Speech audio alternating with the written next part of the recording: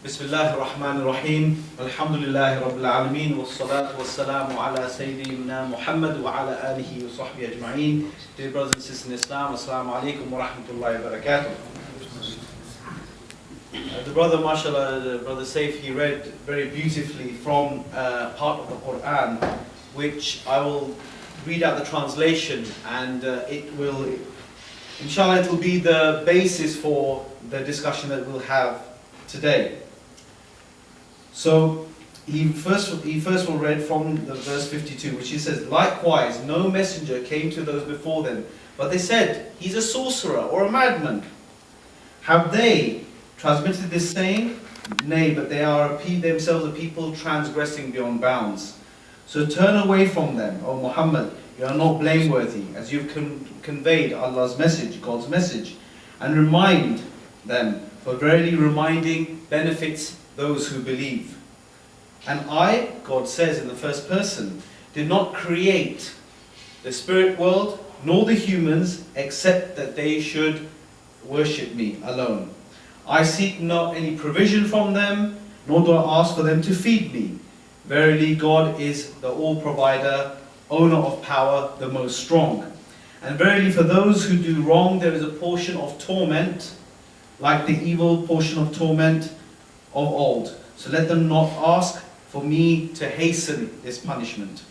Then woe to those who disbelieve in God from the day that they have been promised, which is the day of judgment." The title of today's talk is "The Purpose of Life," which is quite a big topic to cover in just an hour, but we will do our best. This subject, my dear friends and brothers and sisters, is arguably the most important subject that a human being can actually ever entertain.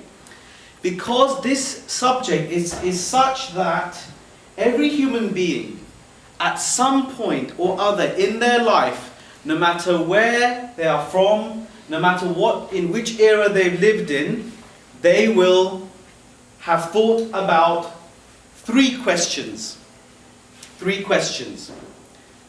The first question, and again this is in no particular order, is, where have I come from? As a human being, where have I come from? What is my origin? That leads on to the second question, which is, what am I doing here? What is my purpose in life? And thirdly, where am I going to after this? Where am I going to after my life ends? But as we know, I think all humanity is agreed that there are two fundamental truths in life: death and taxes, as they say. You're bound to die, and you're bound to be taxed at some point in your life. So, given that we have these questions in our minds, that in itself is an indication. That is actually very powerful. The fact that we as human beings have some very similar questions, if not the same questions, regarding these fundamental matters. So it would be absurd to assume that the answer to these questions would be so inaccessible. Is it really only for the doctors and the priests of religion to know the answers to these fundamental questions? Does it make sense that only philosophers, those who have dedicated their entire lives to discovering the secrets of existence and consciousness, is this only their preserve? Is this only for them? Or should it be something which is universal? Because surely if the questions are universal, then does it not make sense that everybody universally should be able to come to the answers? Wouldn't that make the most sense? So really, tonight is really an invitation to think about this. Because as Muslims, or those people who have submitted to God and His order and His will and His power, we like other people of religion have come to certain conclusions. And these conclusions, as I mentioned, are fairly universal and fairly accessible. When I found this mic here today on this table, had I found it in the Sahara Desert somewhere, I would have no choice but to accept and believe to 100% certainty that somebody would have just left it there. Somebody misplaced it. Or somebody thought the microphone was so bad that they just threw it somewhere there because they didn't know other way to get rid of it. But the point being that, is it actually possible that if I'd found this microphone there in the desert, that I could have assumed that this had perhaps came about out of circumstance? I mean, it's made of metal, it's got some plastic on it, it's got some electronics inside it. Could it be that the sand of the desert, could it be that the lightning, could it be that the water and the rain and the oil from the ground producing the plastic, could it be that for millions, let's give it billions, let's give it maybe even trillions of years, could it be possible that this microphone evolved out of nowhere, or evolved out of those raw materials? Could it even be possible? And should we be entertaining that possibility? I'm sure most people would say, I hope, that that's just absurd. That's just no way that would be possible. Because we don't see things like that happening in our life or in our experience. So the question then begs as to why do we entertain the possibility of something like this happening on a grander scale, on a macro scale? Surely it makes sense that as this microphone has a designer, has had somebody who made it, manufactured it, does it not make sense that the universe, with all its machinery, with all its fine-tuning, with all its calculable patterns, could that really be a product of chance? Can systems like this really be products of chance? This is the question we should all ask ourselves.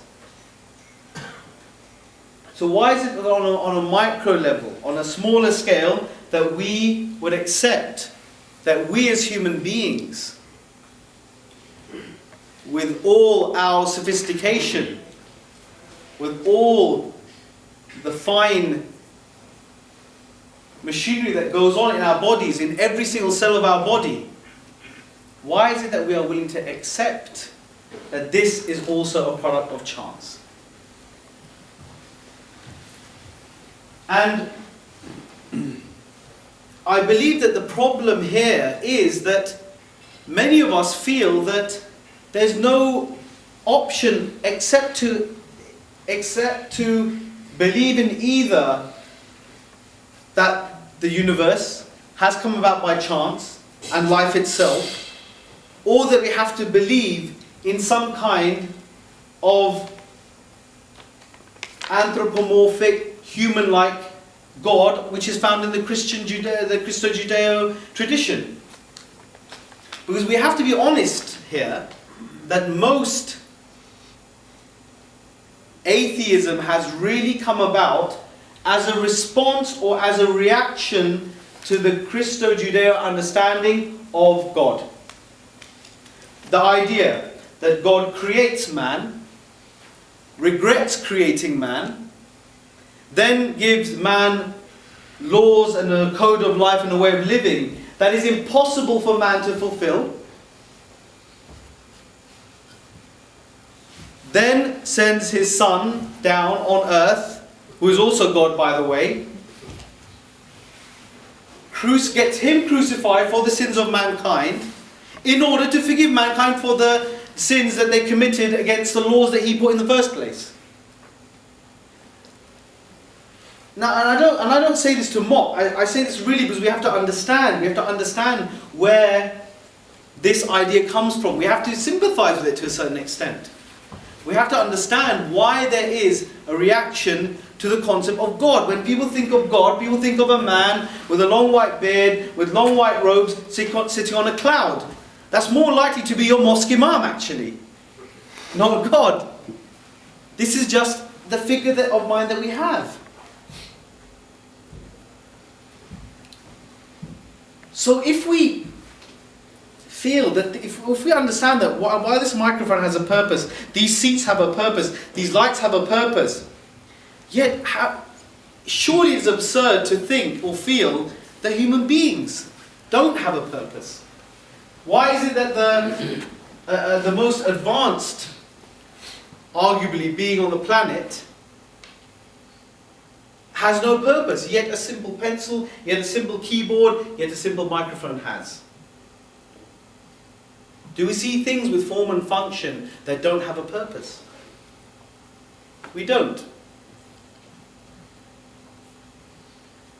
So this begs the question then, what is our purpose? What if we have been made, created, whatever you want to call it, then surely what is this purpose, and who can we get, and how can we understand what this purpose is? In the same way that we as human beings will accept that in terms of status, we are all equal. It is true that many of us will have more knowledge than other people. It is true that many of us have maybe come from more privileged backgrounds. But we will surely accept that all of us have different backgrounds, different experiences of life, different ways of looking at things. And while we'll agree on a certain core element of what is right and what is wrong, there is going to be a lot that we are not going to agree upon. And so if we are equal as human beings, surely it is not right for one or two or many of us to dictate to the rest of a country or a planet or a continent to sit and make laws for them to determine what is right and what is wrong. Surely that just would not be fair. Even if we were to do it democratically, surely it would not be fair. Because if we are equal as human beings, and we have therefore at least and we have different experiences of life, then surely who is it for anybody to tell anybody else what to do? How to make laws? What is criminal? What is not criminal? What is right? What is wrong? What is moral? What is immoral?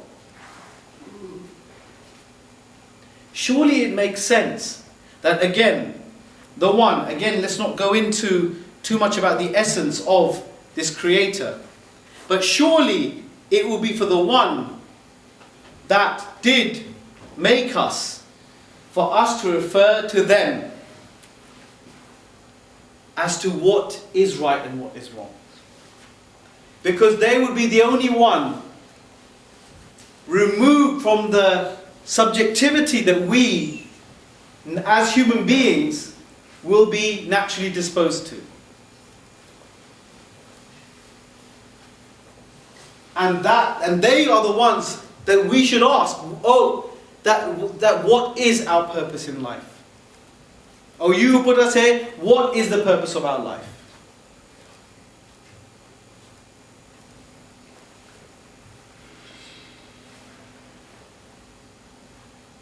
Given the complexities of human relationships, that would surely be the most reasonable conclusion to come to.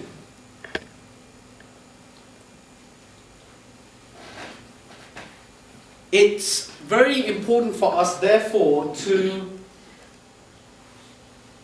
find out and investigate and test the claim that whatever communication has come from the creator of the universe, surely we have to test this claim. Because there's a lot of people that are of different religions, different backgrounds, different philosophies that will say the same thing. So how do we ultimately know? How do we know? How do you know what is communication from the creator?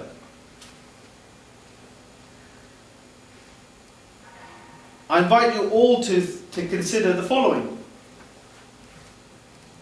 That surely a communication from this creator would be what one would expect, would contain the majesty, would contain the power, the internal, external consistency that we would expect from an all-powerful, intelligent being.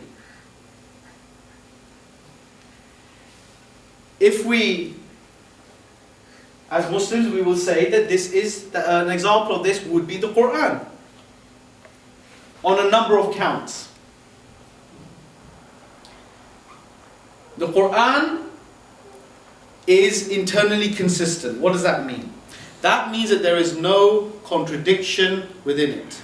It has been delivered in a language that is flawless in its grammar, in its articulation, and has become the benchmark for the language that it came in, which is the Arabic language.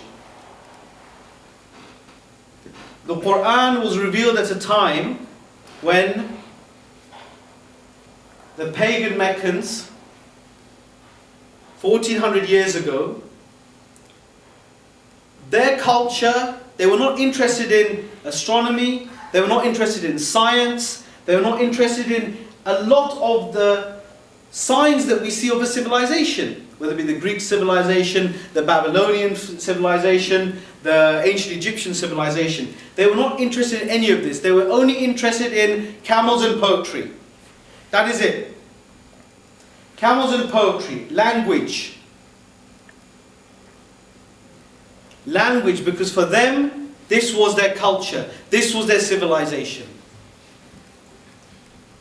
They'd got the language to such a point where a person could recite a 1,000-verse poem to another person for the first time, and the person who had listened to it would be able to recite it back to them, verbatim, without any mistake.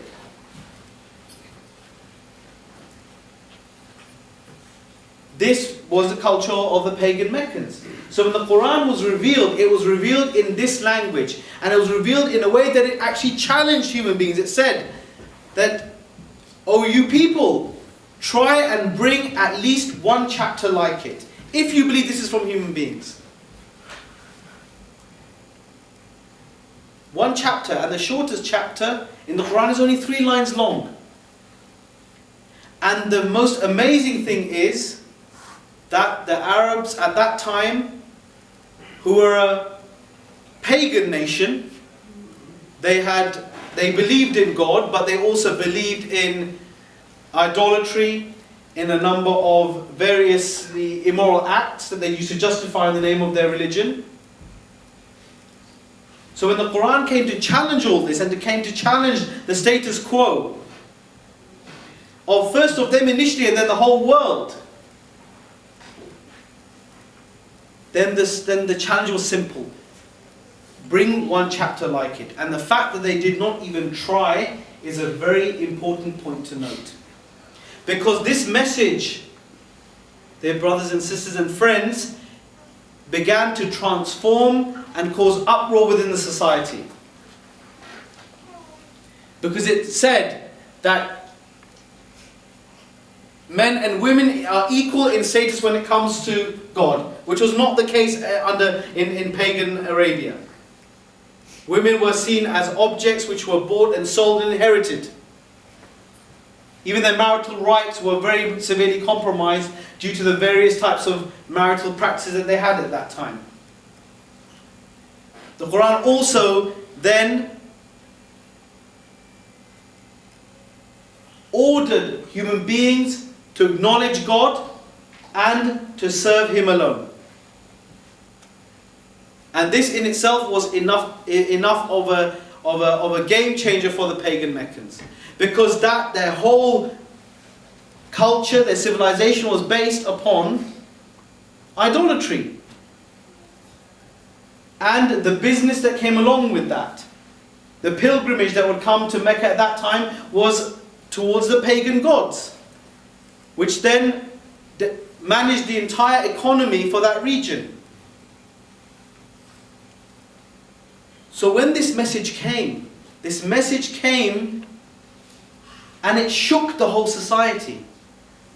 Just to say that there was only one object of worship.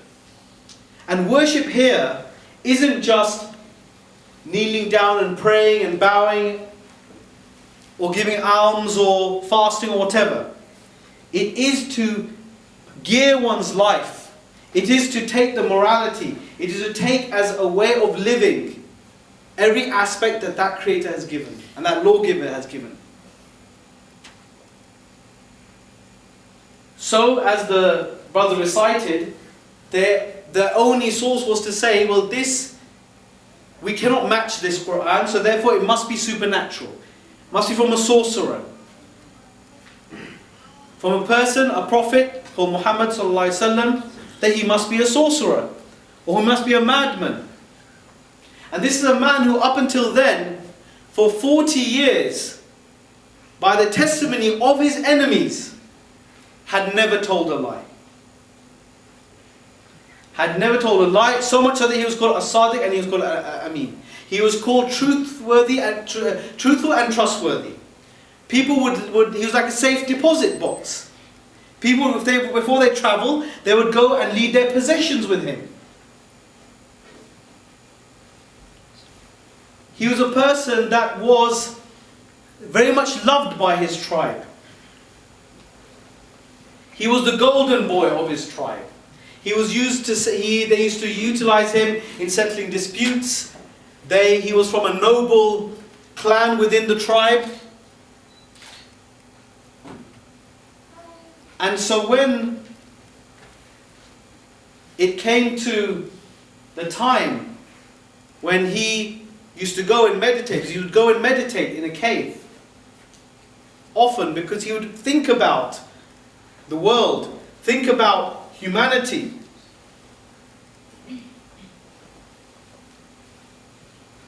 So when it came that the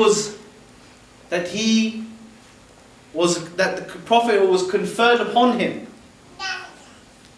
when he met Gabriel in that cave, and this was a very shocking experience for him, such that he himself doubted his own sanity to a certain extent. He didn't know what was going on. And it was only when his wife, his beloved wife Khadija radiallahu anha, who said to him that, look, there is no way that God would be punishing you. Because you're a person that feeds the sick. You take care of the orphans. There is no way that God would forsake you. That was then when he realized, and as other revelation came later on, that his mission was to preach this message, that there is only one worthy of worship, and that is our Creator. Now, it's important to think that, and actually go through, that could it be that the Prophet Muhammad sallallahu alaihi wasallam himself, there are three real possibilities here. One is that he was either lying, that he was either deluded, or that he was truthful. There is really no other option apart from these three. So when we find that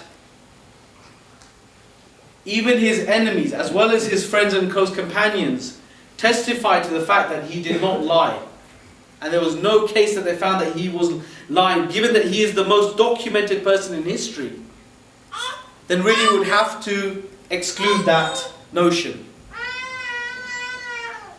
As for being deluded, then we have to look at the behavior of a man who literally gave up everything for this cause. Because ultimately, brothers, sisters and friends, why would a person